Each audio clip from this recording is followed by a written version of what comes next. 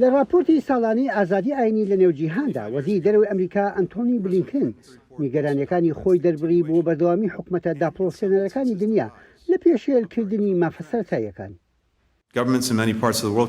حکومەتەکان لە زۆر شوێنی دنیادا کەمینە ئاینیەکانیان بە ئامانج گرتووە لە ڕێگەی بەکارهێنانی شێوازی جیاواز لە نێویاندا ئەشکەنجەدان و لێدان و چاودێریکردنی نایاسایی و گیرکردنیان لە سەربازەکان لە ژێر ناوی پەروەردەکردن.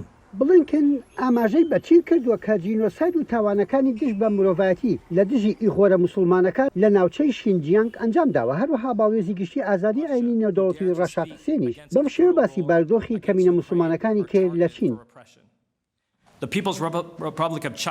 وڵاتی چین زۆرینەی ئیغۆرە موسڵمانەکانی زیندانی کردووە و دووری خستوونەتەوە بۆ کامپەکانی پەروەردەکردن. لە لای خۆشیەوە چین ئەو ئیدانە نێودەوڵەتیانە ڕەدەکاتەوە ڕایگەیاندووە کەمپە بەرفراوانەکانی دەست بەسەرکردن ناوەندی پەروەردەیی پیشەیین، بەڵام کۆمیسیۆنی ئەمریکا بۆ ئازادی ئاینی کە لە هەردوو حزبەکە پێکاتووە دەڵێن ئەو کەمپانە زیندانن. ئەو بۆ چوونە کۆنگرێسیش پەسەندی دەکات.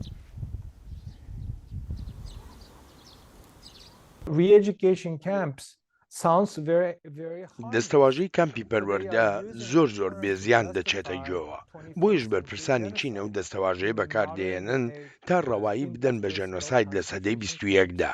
ئێستا کە قسە دەکەین 2 بۆ 3 میلیۆن ئیغۆری دەناڵێنن. ئەو سەربازگانە زیندانن. ئەوە بۆ چوونی کۆنگرێسیشە. جگەل لە چین، ئێران و رووسیا و سیستمە سەربازەکەی میانمار و تالیبان لە ئەفغانستان بە هەمان شێوە بە پێشێکاری تۆمەتبارکراون.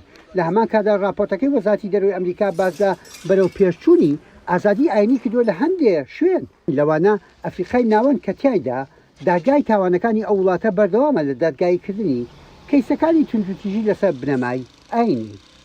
یەحیا بەرزنجی دەنگی ئەمریکا بۆ راپۆرتی نیکشینگ ڤیۆی نیوز.